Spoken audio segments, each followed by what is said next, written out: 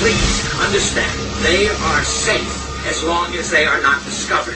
That is their primary method of survival. Keep us asleep, keep us selfish, keep us sedated.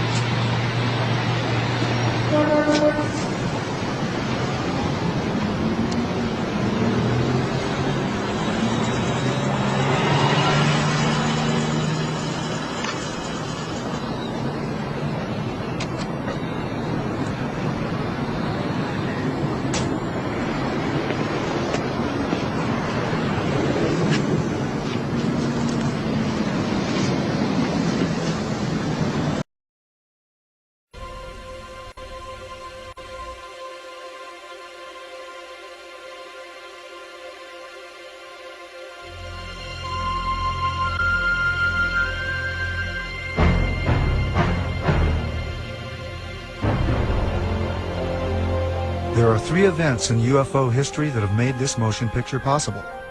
In the 1950s, Trevor James Constable unlocks one of the mysteries of UFOs. With the aid of infrared photography, he discovers the fact that some UFOs are invisible. By using infrared film in his cameras, he discovered UFOs that exist in a light spectrum that cannot be seen with the naked eye or photographed with conventional cameras. This opens a whole new aspect in the documenting of UFOs, and his discovery reveals some UFOs may be living creatures. He calls them critters.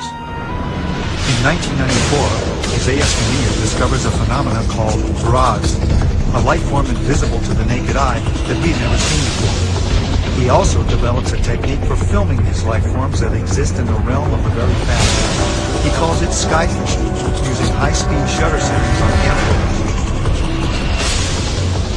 In 1995, NASA stops airing live broadcasts from shuttle missions after UFO footage has been made public, creating a controversy about how much NASA really knows about their existence. Looks like you got an object right in front of you, Mark. Can you look out there? I'm not sure what you're talking about. Never mind. That same year, Martin Stubbs begins recording what will be 5 years and over 2,500 hours of uninterrupted live broadcasts from NASA's own download. Today, we have digital camcorder technology that enables us to capture UFOs in full-color, high-resolution video. Invisible UFOs can now be captured in broad daylight by anyone. Two camcorders of the same make and model are set up side by side. Camera 1 on the left is set for regular daytime recording. Camera 2 on the right is set on night shot, which has been converted to shoot in broad daylight. On the regular camera, there's nothing in the sky. With the night shot camera on the right, a UFO that is in the infrared spectrum is clearly visible. What has never been seen that exists in the invisible realm of the infrared can now be seen using current camcorder technology. Using this new technology for filming UFOs invisible to the naked eye, someone out there will eventually capture the best UFO or ROD footage ever, and probably in high-definition video. UFO research, however, is only a part of the story. I think it's long past time to open this up to the public. Give us information to the young people of the world in this country. They want to hear it. They want it. Give it to them. Don't hide it and tell lies and make stories. They're not stupid. Eventually, there's going to be something happen that will make all of them have egg all over their face. And they're going to have to admit that they haven't been truthful at all.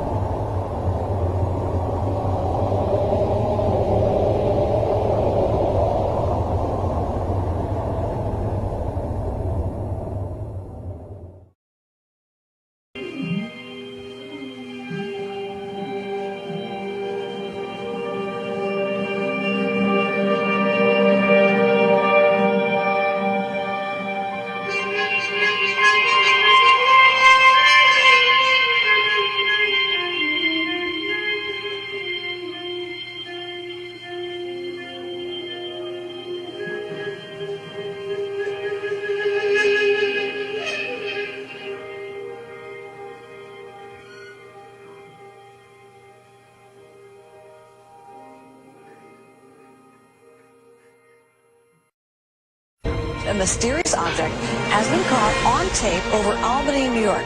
It looks suspiciously like a missile. Is that possible? Yeah, that's pretty scary over a commercial airport, but I don't know, whatever it is, it was going very fast, it was above the clouds, and it was hundreds of feet in length.